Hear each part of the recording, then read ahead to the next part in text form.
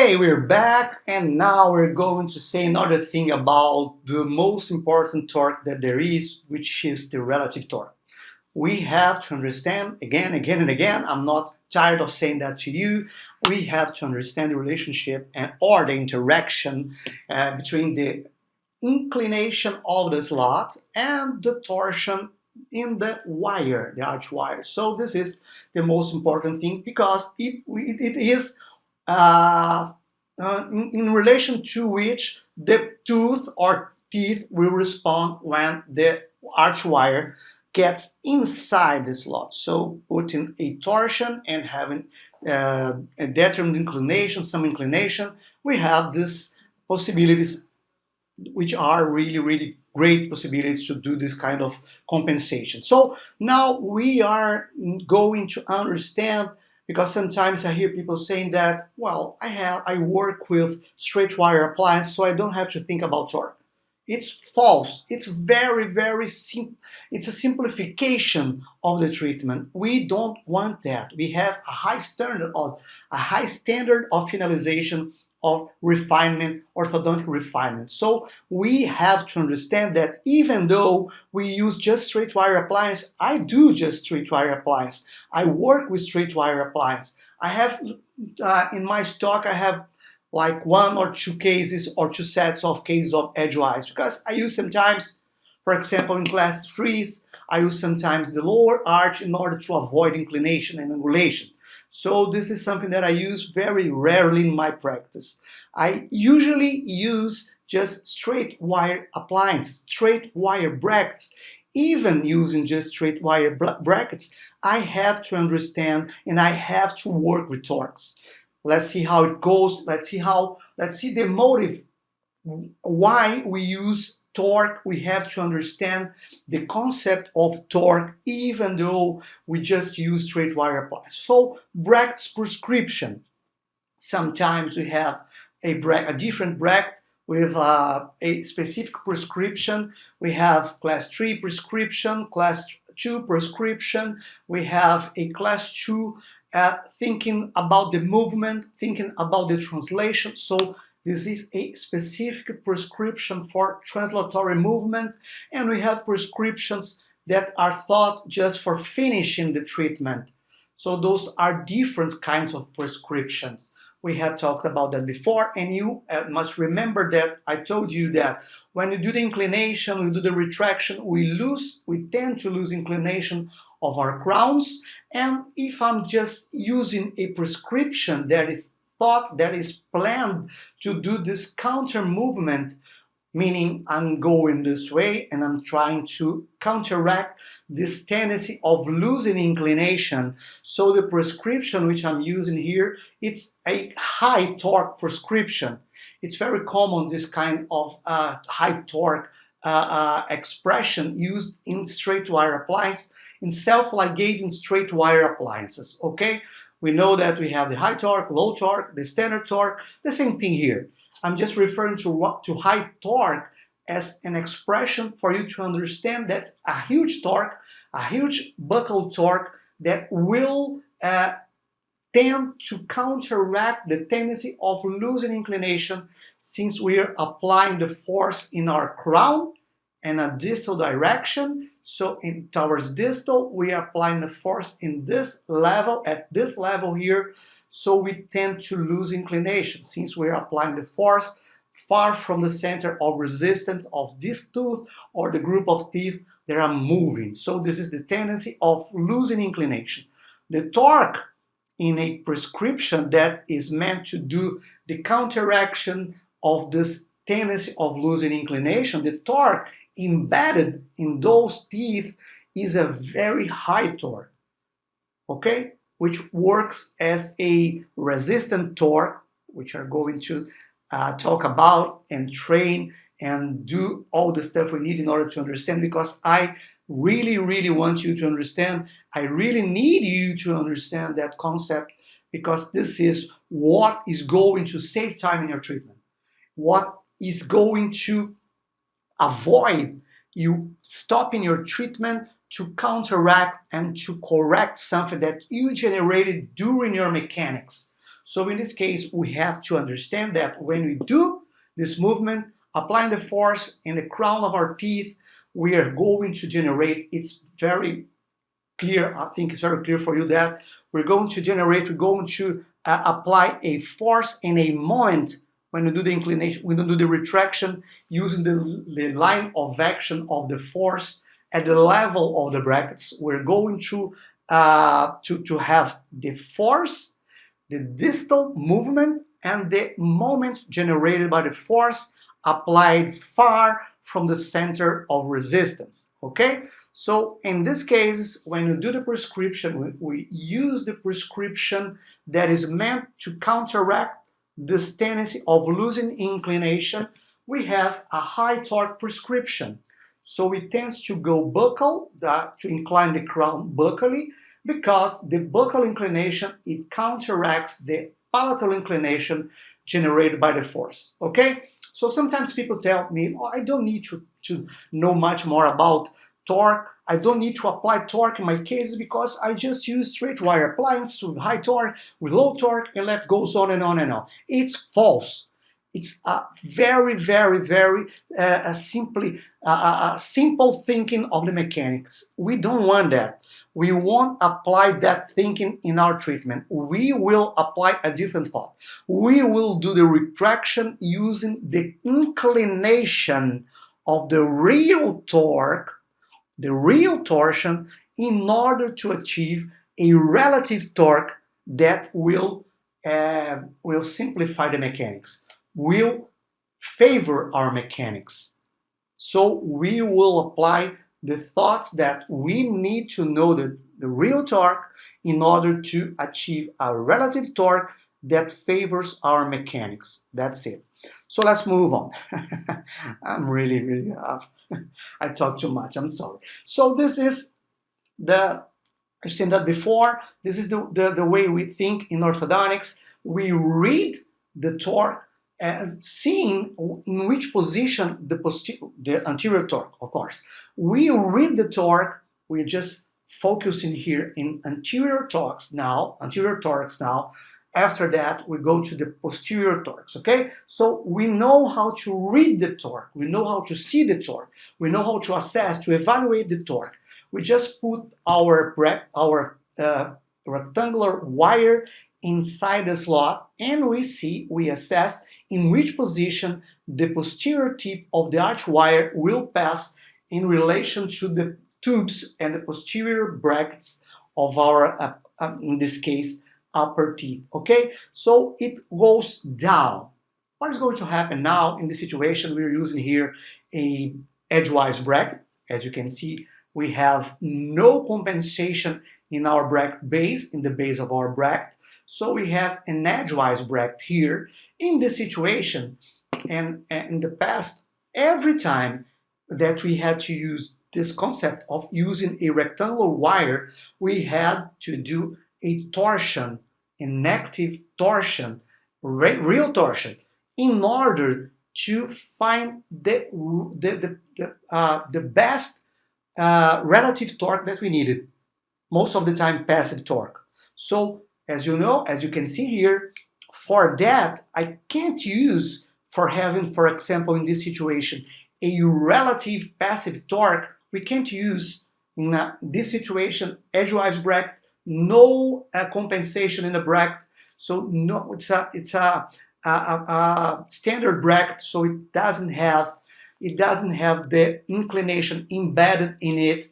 So in this case, we have to do the compensation of the torsion to find the best relative torque that for us to favor the mechanics. This is the point here.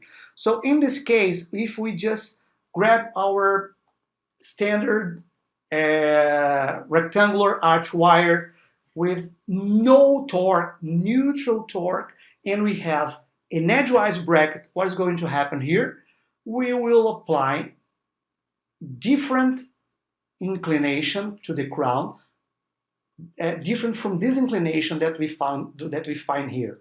So what's going to happen? We will have a moment generated by the torsion, by the torque, by the couple generated here. we will apply a palatal, uh, palatal crown torque, meaning a negative relative torque. It goes with the root for buccal, towards buccal, and with the crown towards palatal. So in this situation, applying a neutral torque, neutral real torque, having an edgewise bracket, if the crown is buccally inclined, which is normal, upper teeth buccally inclined, we know that the lateral and centrals, they have, in a class 1 situation, a buccal inclination of the crown, of the buccal aspect of the crown, a buccal inclination. So in this case, if we don't adapt our real torque to that inclination, when the rectangular wire goes inside the slot, it will apply a negative crown torque, a relative negative crown torque. Okay? So this is something that sometimes you want, sometimes you don't want. Most of the time, we don't want that. But if I use a different concept for that, if I use, for example, a straight wire appliance, a straight wire bracket, in this case, for example, what we have is an edgewise. An edgewise is standard. They don't have the edgewise bracket. They don't have this inclination embedded inside it. So we have always this relation base against the slot, 90 degrees of inclination of the slot related to the base. So all the brackets, they have the same relation, 90 degrees between base and a slot. So if we have this kind of inclination or negative inclination of the crowns, they don't adapt, they don't compensate. The brackets, they don't compensate. So if we want to compensate, for example, to keep the inclination that we find there, let's think about the lower arch wire. As we know, the second molar in the lower arch, the lower dental arch, the second molar has a huge lingual inclination, a big lingual inclination. And this lingual inclination, in Andrew's study, he found 35 degrees of inclination of the crown in a class 1 patient, 35 degrees. So imagine that. Imagine that you're putting here a 0 degree inclination in your torsion, and you find here 35 degrees. When you put it inside the slot, you will have a huge force that will incline the root towards buccal. Is that what you want? Hardly. Is that what you want? Rarely. Okay? Almost never you want this kind of precisely in the first rectangular wire that you put. You don't want that. You may want some kind of compensation of movement, and you may want to have some kind of torsion in the posterior region, but not in the same arch wire, the first arch wire, rectangular arch wires. Okay? Mostly I do that after that of the first arch wire in order to correct the inclination. But keep that in mind. You have to understand and you have to know how to read the torque, how to understand the torque you are applying, the relative torque you are applying, because if you do something that you don't want, it comes with a cost. Usually root resorption. Okay? Usually you have a mess in your occlusion, you find something that is relatively well compensated, then you put a rectangular wire inside the slot and everything goes downhill. It goes down, it loses everything. So keep in your mind that you need to understand how to read the torque every time you put a rectangular wire inside the slot. And I'll prove it to you in a few slides, and I'll prove it to you in a few classes in this very course here, okay? In this course, we will understand everything about it. Let's see. So edgewise appliance, 0 degrees. We have 0 degrees of the slot related to the floor. Okay, we have 0 degrees of inclination of the base of the bracket related to the wall, this wall of the bracket. So this is an edgewise appliance. But when we use straight wire, the thinking about this kind of compensation is like this. We have some inclination of the the base of the bracket or the slot itself. Sometimes you have the torque embedded in the slot, and sometimes you have a brand of brackets that has the inclination embedded in the base, okay, which is better for us. Yeah, we're not talking about this now, but we know it's better. So we can have 3 degrees, we can have 5 degrees, 7 degrees. So we're changing here the inclination of the base, and sometimes we have the extreme inclination of 18, 20 degrees, and it's very common.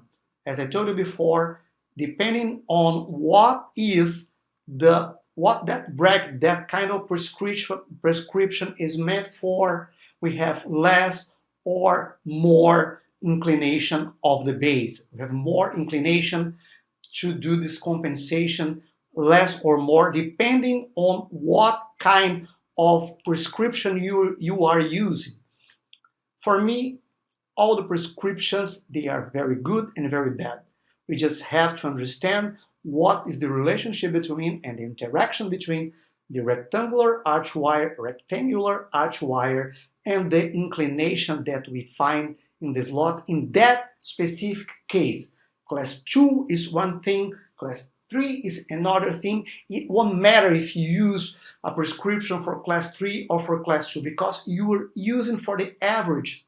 You're not using for your specific case of extreme class 3 that you are going to compensate or to decompensate, and everything has to be thought for that specific case, for that specific patient. So sometimes we tend to simplify things, thinking like this: I have a straight wire appliance and I don't need to understand what goes on with torque because it is something for me very difficult, so I'm going to put my rectangular arch wire and I rely on the prescription that specific company gave to me. Is that true for you?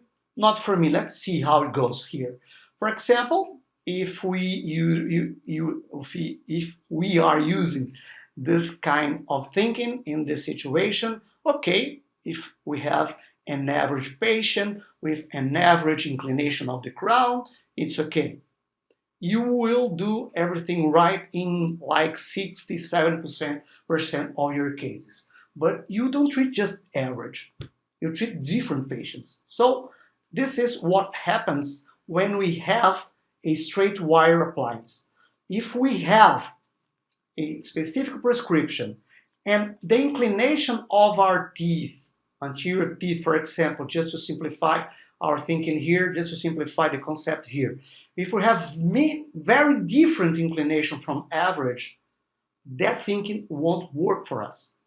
That concept won't work for us because it will generate a negative interaction between the inclination of your slot, even though you're using straight wire, and the torsion, the neutral torsion, or the torsion you have here to that real torque, okay? So you have to think of it. You have different prescriptions, and those different prescriptions may not apply to your patient, may not fit to that mouth you're treating, okay? So for now, guys, this is the most important thing. We stop here and we come back with the mistakes that we commit when we don't see this kind of interaction. So we have straight wire appliance, we use straight wire appliance, and even using straight wire appliance, we have to think advice. We have to understand the relationship, the interaction, and I'm going to show you in the next class. Bye-bye, guys. See you later.